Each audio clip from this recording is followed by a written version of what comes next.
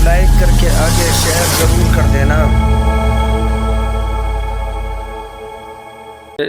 جب آیہ کریمہ سورۃ الاحزاب کی ما کان محمد، یہ پوری آیت کریمہ، اس کے نزول سے پہلے تو لوگ حضرت زید بن حارثہ کو زید بن محمد کہہ کر کے پکارتے تھے،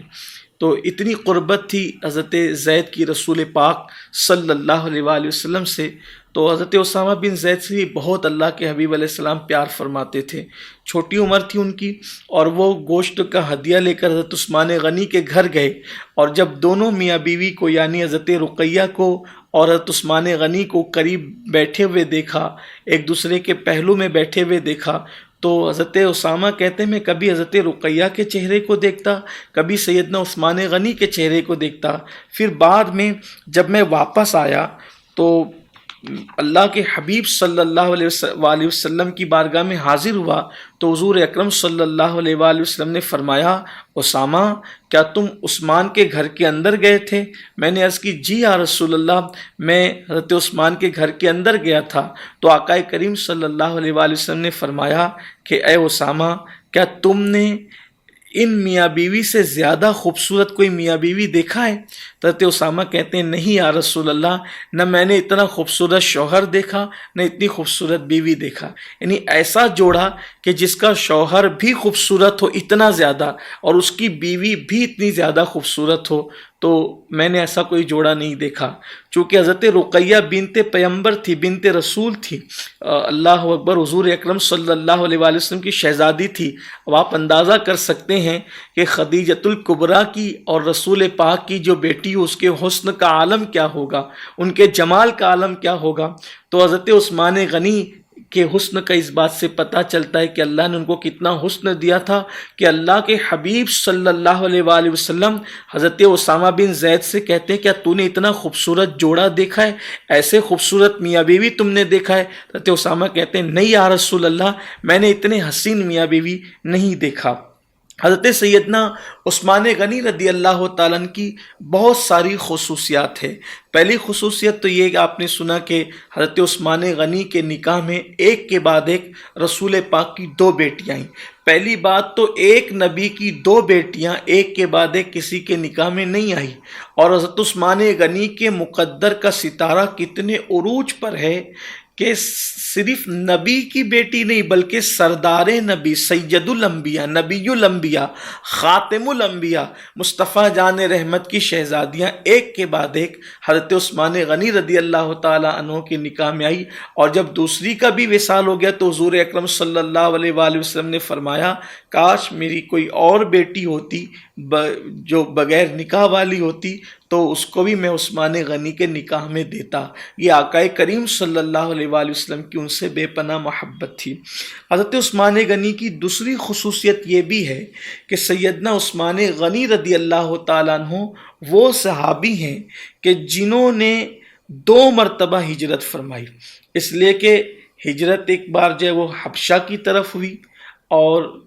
پھر اس کے بعد مدینہ منورہ کی طرف ہوئی۔ ویسے تو سیرت نگار لکھتے ہیں کہ حبشہ کی طرف کی ہجرت بھی 2 مرتبہ کی ہے، اور مدینہ منورہ کی ہجرت بھی 2 مرتبہ کی، اس طرح 4 مرتبہ ہجرت ہوئی ہے۔ اس کی الگ سے تفصیل ہے جس کا یہاں میں ذکر کروں گا تو گفتگو طویل ہو جائے گی، کسی اور موقع پہ اس کا ذکر کیا جا سکتا ہے۔ تو حضرت سیدنا عثمان غنی رضی اللہ تعالیٰ عنہ نے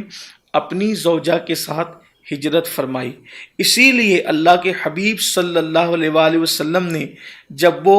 ہجرت کر رہے تھے حبشہ کی طرف اپنی بیوی کے ساتھ اور اپنے بچوں کے ساتھ، تو اللہ کے حبیب صلی اللہ علیہ وآلہ وسلم نے اس طرح ان کے لیے دعا کی کہ اللہ تعالیٰ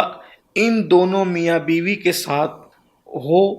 اور حضرت لوط کے بعد، حضرت لوط علیہ السلام کے بعد عثمان ہی وہ شخص ہیں جنہوں نے اپنی بیوی کے ساتھ اللہ کے لیے ہجرت کی۔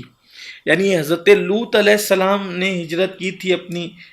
بیوی کے ساتھ، اور ان کے بعد اگر بیوی کے ساتھ سب سے پہلے کسی کو ہجرت کا شرف حاصل ہوا ہے تو وہ بھی حضرت سیدنا عثمان غنی رضی اللہ تعالی عنہ کی ذات ہے۔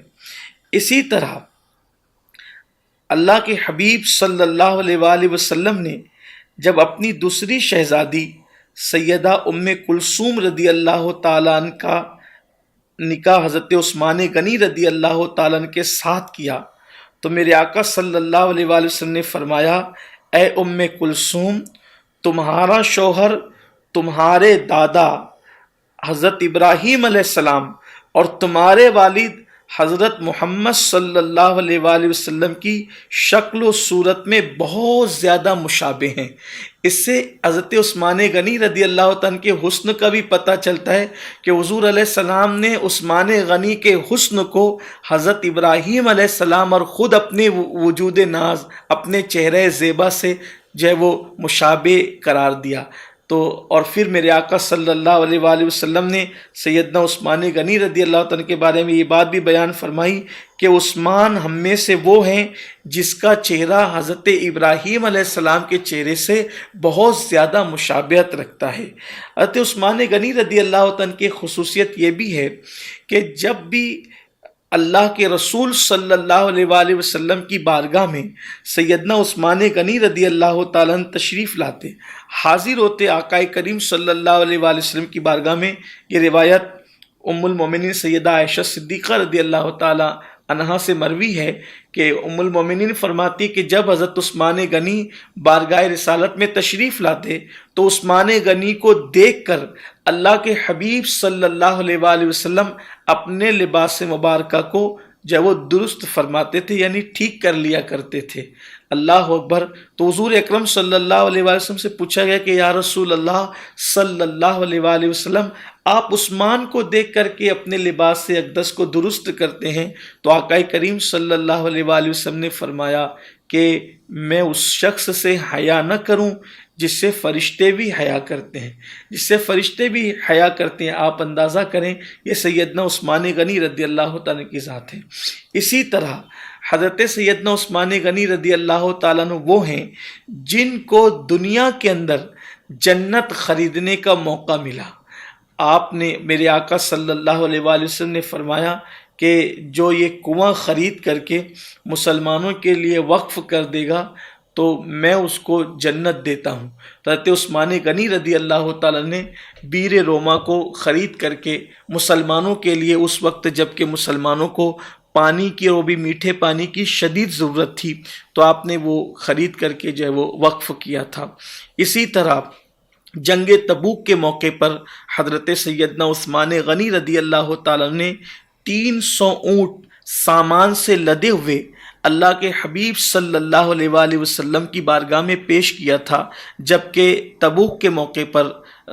مال طلب کیا گیا تھا اللہ کے لیے۔ تو عثمان غنی رضی اللہ تعالیٰ عنہ نے 300 اونٹ سامان کے ساتھ لدے ہوئے جب وہ آقا کریم صلی اللہ علیہ وآلہ وسلم کی بارگاہ میں پیش کیا، اس شان سے کہ پہلے 100 اونٹ دیے، پھر اللہ کے حبیب علیہ السلام نے مزید صحابہ کو 12 تو اور 100 اونٹ دیے، پھر آقا کریم صلی اللہ علیہ وآلہ وسلم نے اور صحابہ کو 12 تو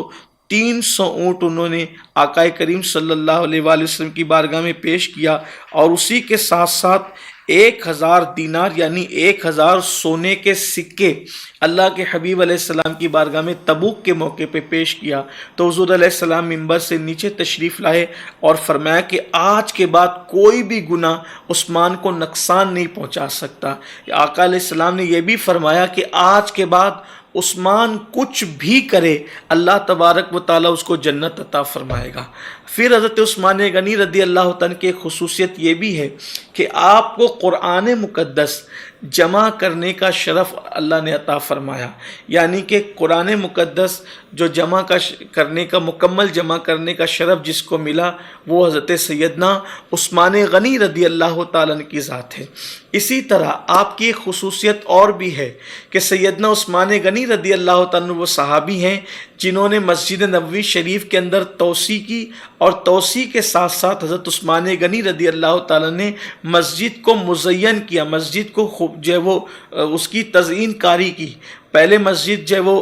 خوبصورت یا مسجد کے اندر جو ہے وہ نقش و نگار یا مسجد کی تزئین نہیں ہوتی تھی، لیکن حضرت عثمان غنی رضی اللہ تعالیٰ کی ذات وہ ذات ہے کہ آپ نے مسجد نبوی شریف کی توسیع بھی فرمائی اور ساتھ ہی ساتھ مسجدوں کو مزین کرنے کا رواج بھی آپ نے دیا۔ حضرت سیدنا عثمان غنی رضی اللہ تعالیٰ عنہ کی ایک خصوصیت اور بھی ہے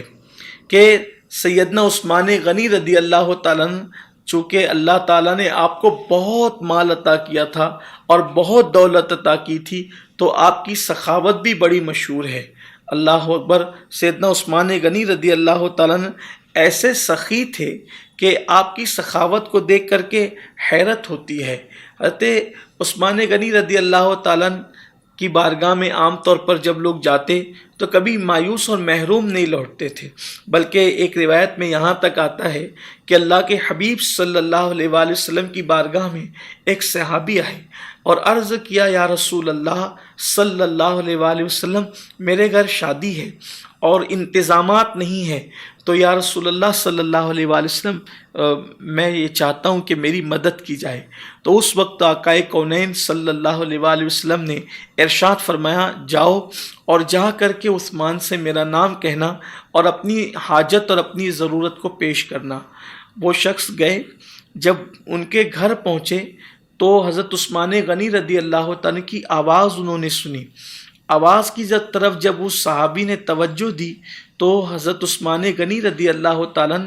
اپنے غلام کو کی سرزنش فرما رہے تھے اور کہہ رہے تھے کہ تم نے آج سالن کے اندر نمک کے چند کھڑے